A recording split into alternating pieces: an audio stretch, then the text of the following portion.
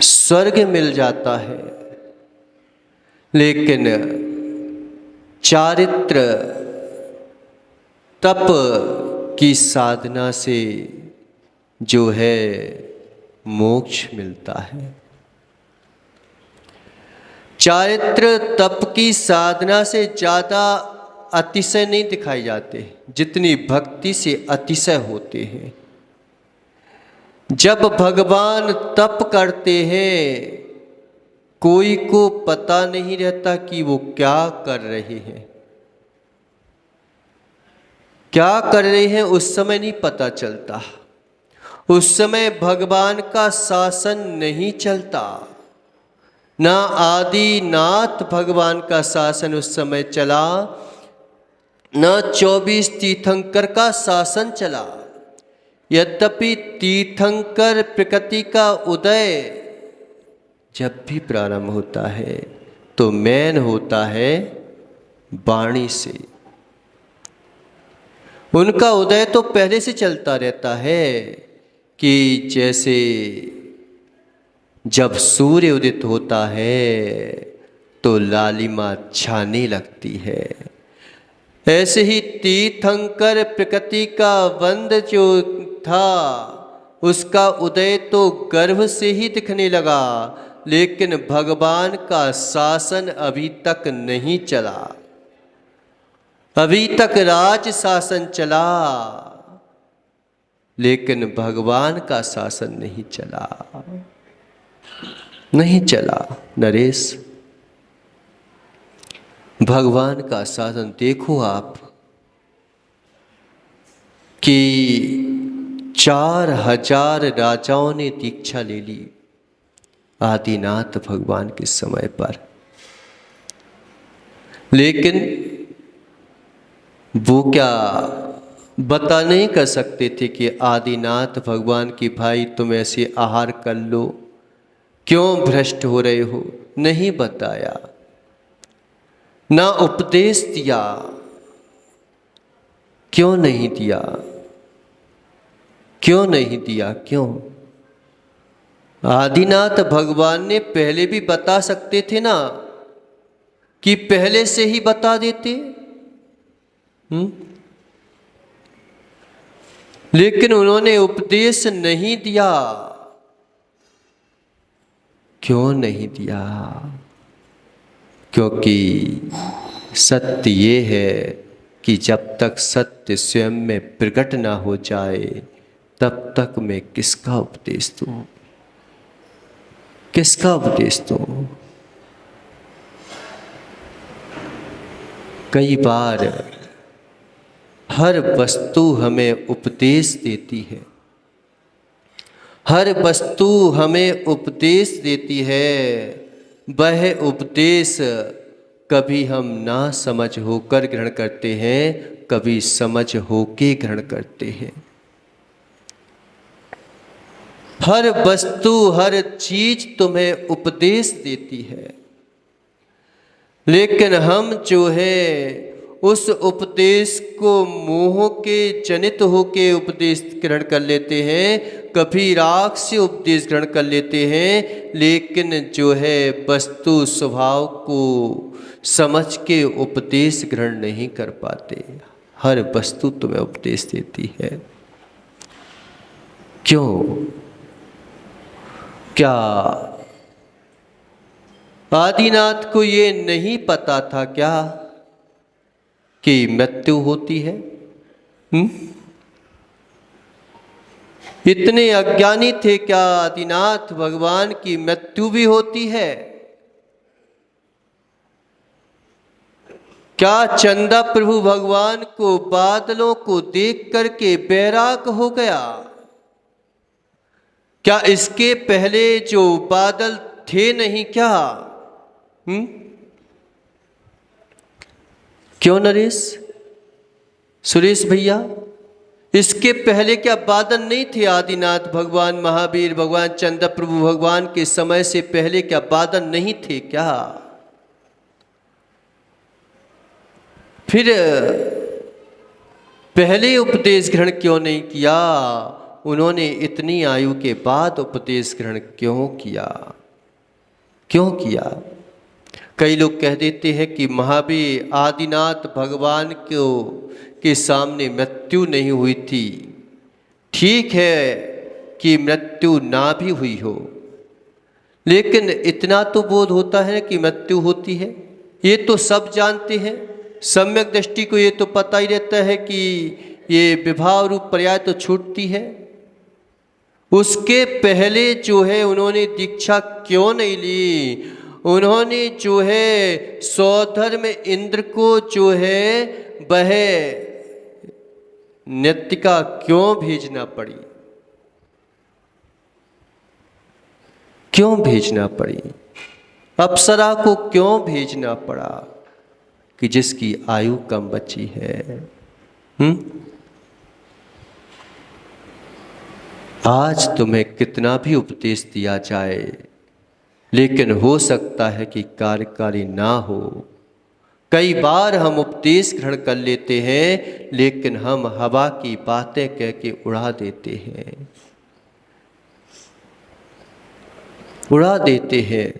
जब तक अंतरंग स्थिति और बहिरंग स्थिति का मेल नहीं बैठेगा, तुम भगवान की वाणी भी ग्रहण कर लोगे, लेकिन भगवान की वाणी कार्यकारी ना हो पाएगी।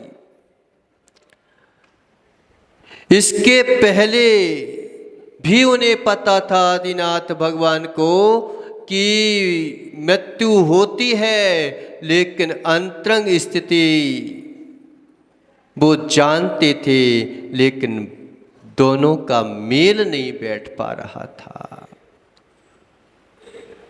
अंतरंग स्थिति और बहिरंग स्थिति का जब दोनों का मेल बैठ जाता है तो वैराग उत्पन्न होता है।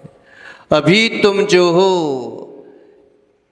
यहाँ पर झीलों को देखने जाओगे, बड़े आनंद की झीलें दिखाई देती हैं, बड़ी अच्छी लहरें उनमें उत्पन्न होते हुए दिखाई देती है। महावीर भैया, बड़ा आनंद आता है, बड़े राग से देखने जाते हो, लेकिन वही झील जब तुम्हारी कोई घटना घट जाए, फिर देखो वो झीलों को, तुम्हें झील जो है सुहावनी दिखेगी। अभी तुम्हारे घर में शादी पार्टी हो, बड़ा आनंद आएगा, बड़ा उत्साह दिखेगा, सब लोग नाच रहे गा रहे होंगे, लेकिन मालूम चला कि कोई आपका अपना उस समय चला जाए और आपको खबर मिले कि आपका जो है भाई बंधु था, वो जो है उसका स्वर्गवास हो गया। अब बताओ कि वो बैंड बज रहे थे, शादियां हो रही थी, गाने चल रहे थे, उत्साह चल रहा था, उस समय आपको वो उत्साह दिखाई देगा क्या?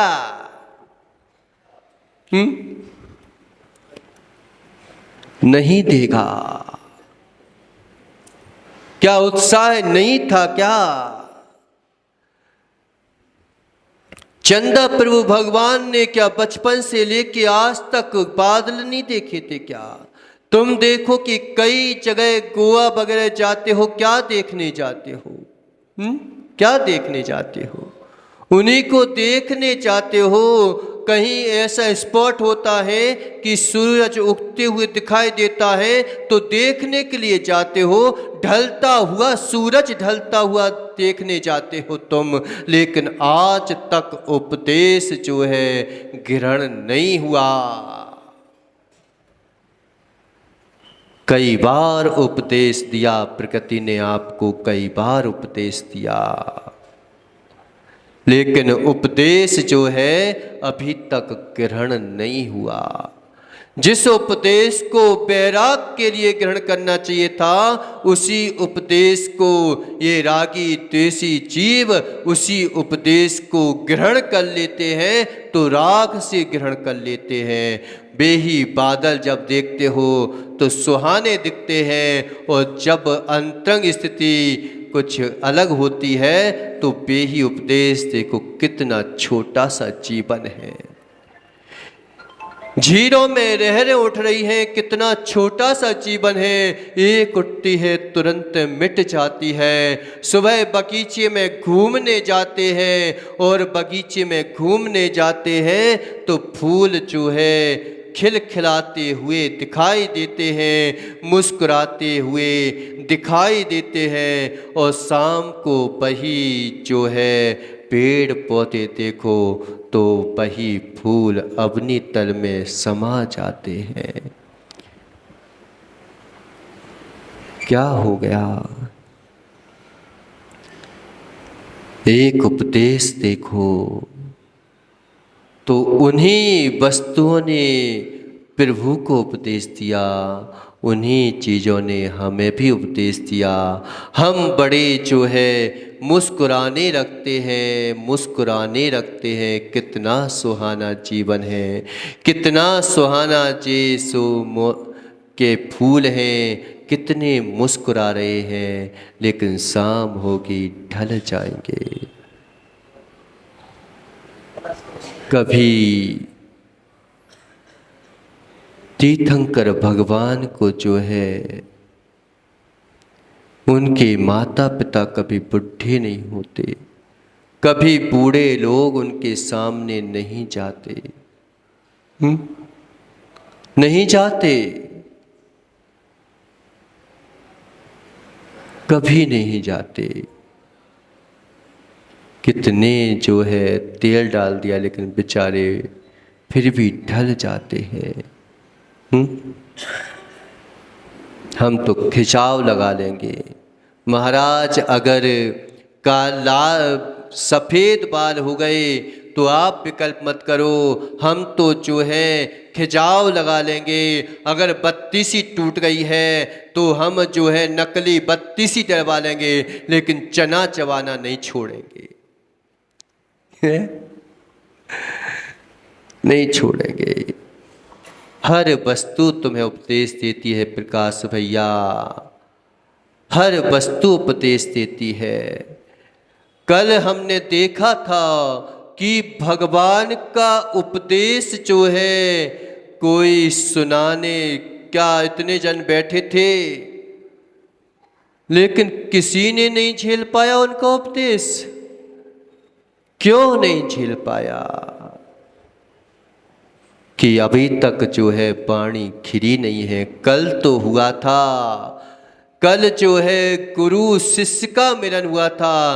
जितनी गुरु को शिष्य की आवश्यकता है उतनी ही शिष्य को गुरु की आवश्यकता है, जितनी शिष्य को गुरु की आवश्यकता है उतनी ही गुरु को शिष्य की आवश्यकता है।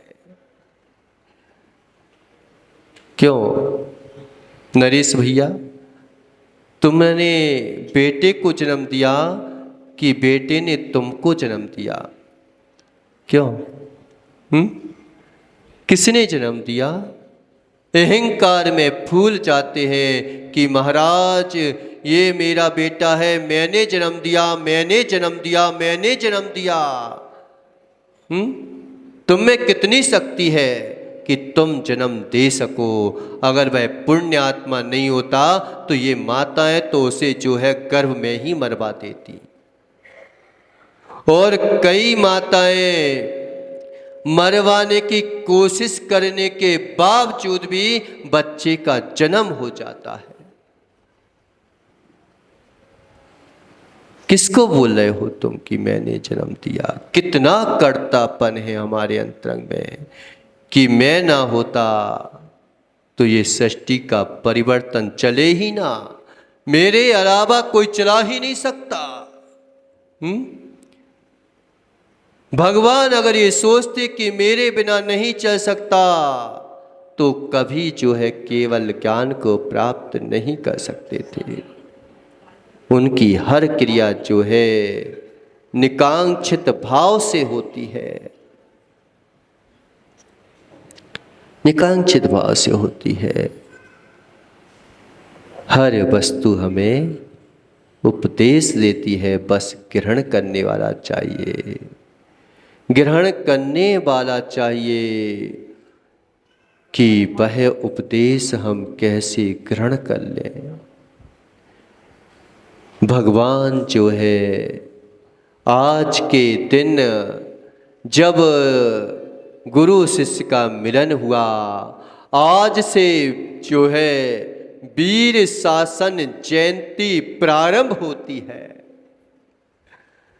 अभी तक जो है वीर शासन जयंती प्रारंभ नहीं हुई, अभी तक भगवान महावीर का शासन नहीं चल रहा था। भले ही बचपन से लेकर के सब कुछ करते रहे, लेकिन भगवान का शासन अभी तक नहीं चला। और जब तक जो है अगले तीर्थंकर नहीं हो जाएंगे और अगले तीर्थंकर भगवान को केवल ज्ञान नहीं हो जाएगा, और केवल ज्ञान के बाद जब तक जो है उनकी देशना नहीं खिलेगी, तब तक जो है ये महावीर का शासन ही जयवंत रहेगा। महावीर का शासन ही चलेगा। कई बार जो है उपदेश ग्रहण करते हैं, लेकिन हर किसी को उपदेश नहीं मिला। अब समझे क्यों नहीं मिला? क्यों नहीं मिला? क्योंकि वह उपदेश हर किसी के लिए नहीं होता। अभी तक जो है गणधर परमेष्टि भगवान का अभाव था। पुण्य आत्मा के नियोग से भी कभी देशना खिल जाती है, लेकिन इतना पुण्यात्मा कोई था ही नहीं उस समोसरण में कि गौतम गणधर के से ही उपदेश का पात्रता चाहिए, पात्रता चाहिए। क्यों? आज जो है वीर शासन जयंती है, और आज के दिन जो है भगवान महावीर स्वामी का उपदेश प्रारंभ हुआ था। श्रेणिक राजा ने जो है 60,000, देखो उपदेश सुनना, उपदेश सुनाना ये बहुत अलग बात है। जब तक आदमी के अंतरंग में जिज्ञासा पैदा ना हो, जिज्ञासा भी जो है समझदार के दिमाग में आती है, ना समझ के दिमाग में जिज्ञासा भी नहीं आती। जिसने पढ़ा हो, जो समझदार हो, वही प्रश्न कर सकता है और कोई प्रश्न कर नहीं सकता। जो स्वाध्याय करते हैं, स्वाध्याय प्रेमी होते हैं, उन्हें ही जिज्ञासा जागृत होती है। हर किसी को जिज्ञासा जागृत नहीं होती। सैनिक राजा ने 60,000 प्रश्न किए। आज उन्हीं की कृपा है जो हमारे जो है शास्त्र विवत है।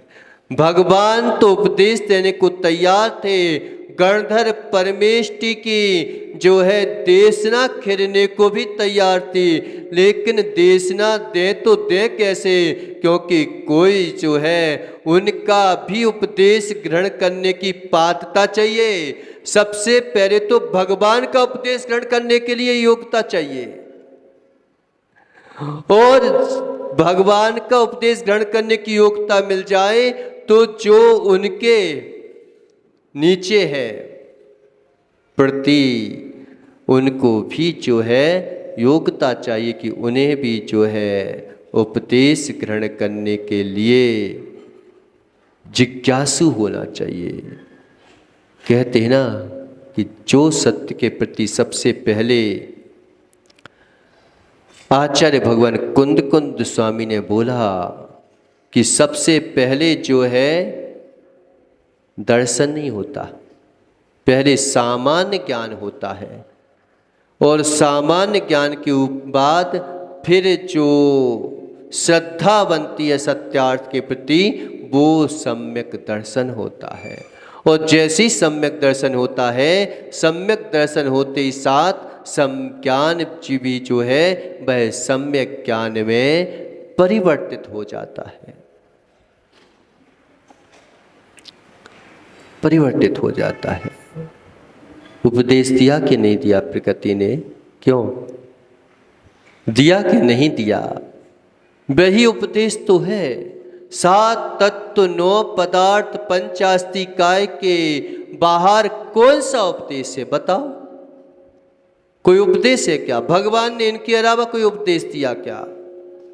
सुरेश, नहीं दिया। उन्हीं का उपदेश है। और मिथ्यात्व भी चल रहा है तो उन्हीं 7 तत्व 9 पदार्थ में से चल रहा है कि अलग से चल रहा है? कि एक उसको समीचीन रूप से ग्रहण कर लेता है और एक जो है उनको असमीचीन रूप से ग्रहण कर लेता है। समय आपका हो गया। अभी आपको हवन भी करना है, लेकिन कल से जो है 2 महाराजों के होंगे तो समय पे आना। कितने बजे? 8:15 बजे उपस्थित हो जाना। आज तो ठीक है कि आज जो है ठीक है आपका विधान था। और सभी जो है उत्साह पूर्वक उमंग पूर्वक आना कि मुझे जो है वास्तविक स्वरूप को समझना है। भले ही ग्रहण कर पाओ ना कर पाओ, लेकिन जो है पढ़ते भी रहे। कई बार जो है क्या होता है पता? पद्म पुराण हम पढ़ लेते हैं। तुम 1000 बार पद्म पुराण पढ़ो और 1000 बार भी जो है तुम पद्म पुराण को पढ़ोगे तो कोई ना कोई नई चीज उसमें मिलेगी। हजारों बार पढ़ लो और लाखों बार पढ़ लो। पंडित जी है ना, कौन से, इंदौर में रतन लाल शास्त्री जी, उन्होंने कम से कम नहीं तो 200-300 बार पद्म पुराण पढ़ लिया और हमेशा जो है करणान योग के ज्ञाता है। और उसके बावजूद भी जो है वो कई बार पद्म पुराण पढ़ते ही मिलते हैं। 4-5 बार तो हमने पढ़ लिया। तुम जितनी बार पद्म पुराण पढ़ोगे उतनी बार जो है नया नया नया नया नया उपदेश मिलेगा आपको। और जो ज्ञान तुम्हें क्या बोलते हैं नेताओं से नहीं मिल पाएगा, उतनी नीति उसमें भरी पड़ी है। जो उसमें से ग्रहण करना चाहे वो मिलेगा। आचार्य श्री पंचास्ति काय जो है पढ़ाते थे, कहाँ पर? विदिशा में। 4 महीने तक जो है पंचास्ति काय ग्रंथ की वाचना चली और उसमें एक जो है SATI कॉलेज के प्रोफेसर थे, तो वो रोज जो है आते थे और चले जाते थे। जब वो 4 महीने बाद आचार्य का बिहार होने लगा तो जब वो सामने आए सुरेश भैया और क्या बोले कि महाराज साहब आपके प्रवचनों से मैंने बड़े बड़े प्रयोग किए हैं। कि कैसे किए तुमने? तुम तो ज़्यादा बस आते चले आते। कि नहीं महाराज, मैंने आपकी जो है सारी कैसेटें रिकॉर्ड करके रखी है और मैं ये कैसेटें अपने कॉलेज में ले जाता था और उसको अपनी भाषा में कन्वर्ट करके इससे जो है बच्चों को निर्णय करवाता था।